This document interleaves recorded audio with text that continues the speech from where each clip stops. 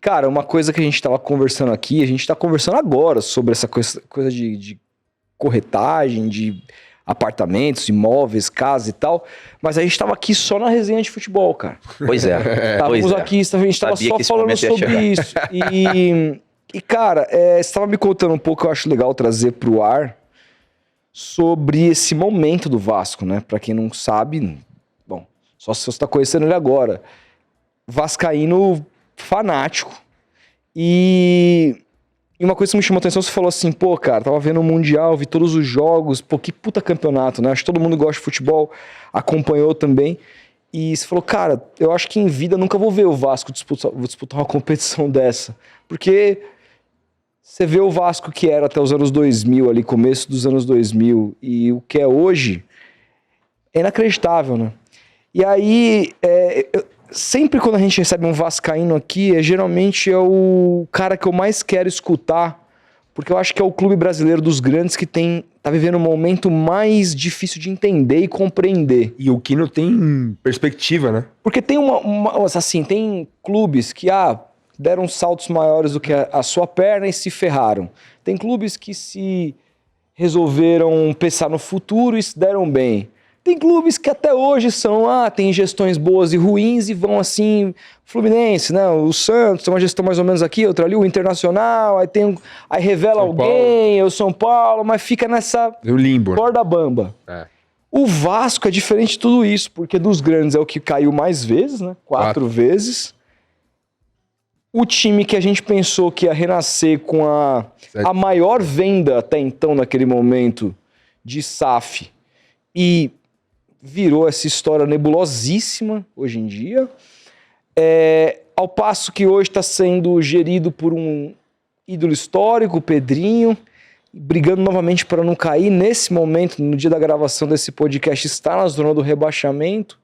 E o vascaíno em meio a tudo isso, né? Uma torcida extremamente apaixonada. Uma das maiores. Uma das maiores festas em estádio é da torcida do Vasco, muito fanática. O que você pode falar sobre esse momento do Vasco, cara?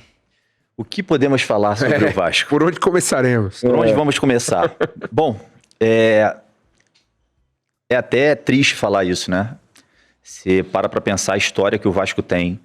E quando você pega os últimos 20 anos, é muito triste você entender como o clube hoje se colocou nessa posição, né? Brigas políticas, um cenário caótico. Eu estava presente, inclusive, no último título do Vasco, que foi em 2011, na Copa do Brasil. O Vasco depois ganhou até um campeonato carioca, mas um título mais relevante foi na Copa do Brasil contra o Curitiba. E é muito triste. E, ao mesmo tempo, é muito desgastante acompanhar o Vasco. Eu, como ele falou, eu acompanho todas as resenhas possíveis e imaginárias, acompanho o clube, sou apaixonado. Eu acho que a torcida do Vasco é uma das mais apaixonadas do Brasil, porque o que a torcida vem aguentando ao longo de 20 anos não é para qualquer um, e o torcedor continua apoiando, continua incentivando, só que está num momento de desequilíbrio, né? Um momento muito crítico do Vasco. E eu sempre gosto de analisar em duas partes, né? Pelo lado do torcedor, que é a emoção, e a razão. Quando a gente olha o lado do torcedor, a torcida realmente já não aguenta mais. O Vasco tem sido humilhado, o Vasco tem sido sucateado, o Vasco vem passando por situações extremamente delicadas, políticas, um momento conturbado, toda a votação é um problema, todo mundo quer tirar algum tipo de proveito do Vasco, então é um momento muito complicado do clube. Então a torcida hoje, falando do lado do torcedor, não tem mais paciência. Por isso que eu comentei com você, cara, é muito ruim você como torcedor acompanhar um Mundial de Clubes e pensar que talvez você não consiga ver isso. Sabe, eu até falei com você, eu fiquei com uma inveja, cara, de acompanhar os clubes brasileiros, sabe, aquele movimento da torcida. Todos os seus rivais lá, cara. Pô, todos, o pré-jogo, cara, você sair daqui, comemorar um gol que seja lá, é diferente. E a gente realmente não consegue ver essa possibilidade no Vasco no curto prazo. Agora, pensando pelo lado da razão, quando a gente analisa, era previsível que o Vasco ia passar por isso.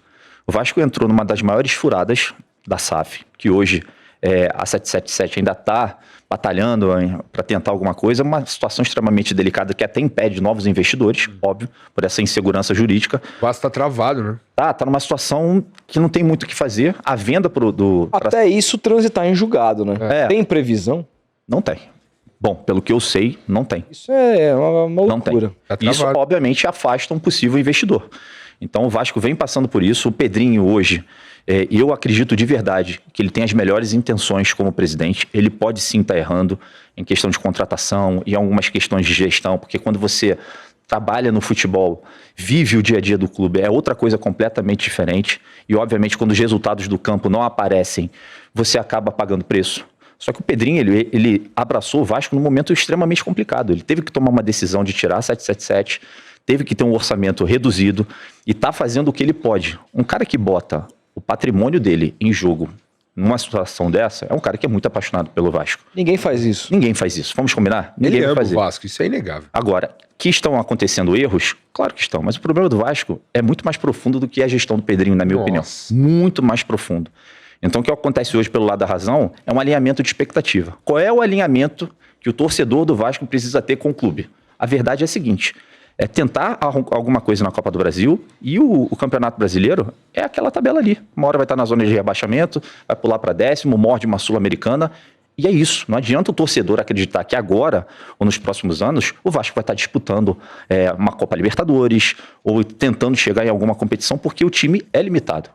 E o pior de tudo, o que eu vejo e que me deixa mais triste, é a mentalidade fracassada que existe, que se instalou no clube. Você percebe nitidamente que o Vasco hoje, ele não entra nas competições pensando em ganhar, ele pensa em não perder. Então isso se reflete no campo. Você percebe hoje que os jogadores que estão agora jogando, óbvio que eles têm boa vontade, óbvio que eles querem correr, querem fazer o melhor, mas simplesmente não acontece. Então essa mentalidade que está instalada vai demorar para sair. O Vasco sempre foi um clube vencedor, que sempre disputou finais, que sempre esteve presente em todas as competições, e o Vasco hoje não tem mais respeito, perdeu relevância no cenário do futebol nacional. Então quando você pega hoje um CSA com todo o respeito ao CSA, com todo o respeito aos grandes clubes, acabou o respeito ao Vasco. É só mais um jogo. Cara, encara de igual para igual, né? É diferente. Cara, São Januário era um negócio assim, um caos pro visitante jogar lá. Todos os ex-jogadores, quando eles sentam num podcast, eles falam justamente isso. Sim. Era muito difícil jogar em São Januário. E hoje já virou um negócio comum. Perdeu aquela áurea que São Januário tinha. Cara, o que Edmundo fez em 98, o Vasco disputou o Mundial contra o Real Madrid, depois teve aquela final contra o Palmeiras. Eu estava também no Mundial de 2000 contra o Corinthians, que o Edmundo acaba, infelizmente, perdendo aquele pênalti. Cara, depois dali, se instalou um caos. Então eu não sei, eu não consigo ver, eu quero ver como torcedor, porque me faz mal. Eu sempre falo, a minha esposa sempre fala, pô, mas por que você fica mal assim? Cara, porque futebol faz parte da nossa cultura, gente. Claro. Tipo, você e teu pai, o estádio, domingo, faz parte de uma cultura da minha vivência. Então eu fico triste. Daquilo que você é. Pô, entendeu? Assim, talvez algumas pessoas até ficam, mas por que... Não é que você vai parar a tua vida. Pô, mas dá uma alegria bacana de você curtir o teu time. Desculpa, eu sou assim. Sou totalmente. Eu também, cara. Totalmente. Eu fico assistindo. Contando as horas pra amanhã. Tipo, eu já fico com a contagem regressiva. Porque eu tô com medo agora do 9º colocado da Série C, que é o CSA, que nesse momento, não sei em qual se o Vasco vai passar ou vai ficar. Olha o nível como nós estamos, entendeu? Então é muito sacrificante. Eu queria mesmo. Ia ser uma das maiores coisas da minha vida poder ir pro Mundial. Mas como é de 4 em 4 anos e a previsão não é muito boa, talvez a gente tenha que esperar. Cara, eu assisti, recomendo pra todos assistirem a série do Eurico no Globoplay. Isso que eu queria te perguntar. Vendo a série, fica muito claro sabe, as pessoas, os vascaínos analisando o Eurico, pessoas que amam, pessoas que odeiam, pessoas que não suportam ouvir o nome, pessoas que ainda acham ele uma figura extremamente importante e outros que o culpam pelo Vasco estar onde está hoje por culpa dele. Tem coisa que veio antes da 777. Exatamente. Né? O clube já estava no fez o Vasco chegar no nível que precisou para ser salvo por uma empresa dessa, quase fantasma. O que eu ia perguntar é, como você, como vascaíno, vê o Eurico, assim? Você vê ele como um cara que foi fundamental na história do clube ou que ele é um dos principais culpados por o Vasco estar onde está hoje? Eu não acho que ele é um dos principais culpados. Eu assisti a série toda. O Eurico era um cara extremamente apaixonado pelo Vasco, muitas vezes até cego, né? Porque ele... Partiu o campo.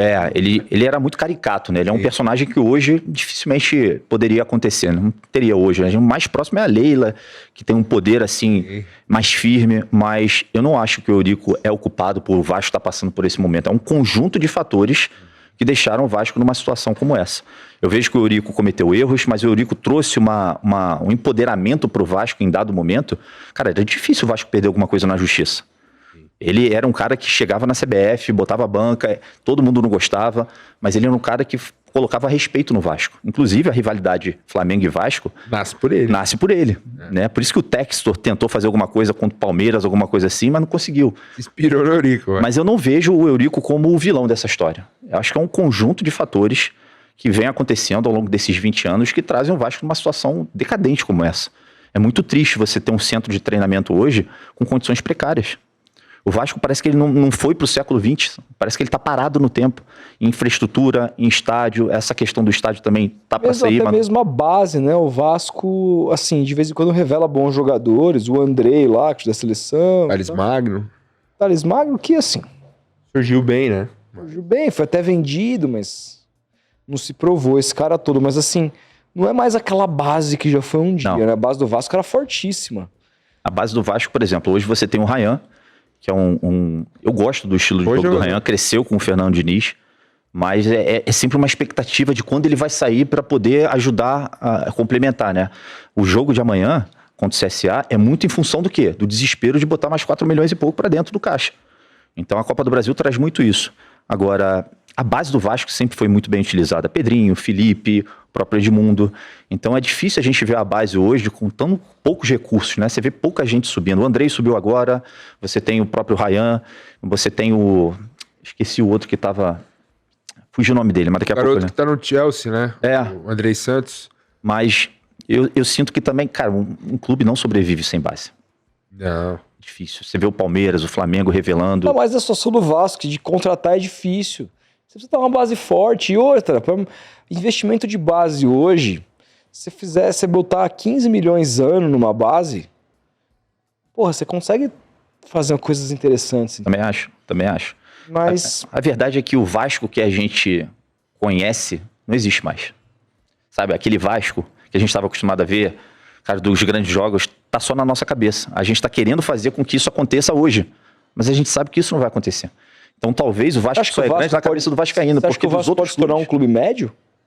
Médio, eu acho que não. Médio não tem a mínima possibilidade, porque é um clube grande, é um clube que tem a quinta maior torcida do Brasil, ele nunca vai se tornar um clube médio, mas ele precisa de uma solução. Não sei quando, se vai ser no curto ou médio prazo.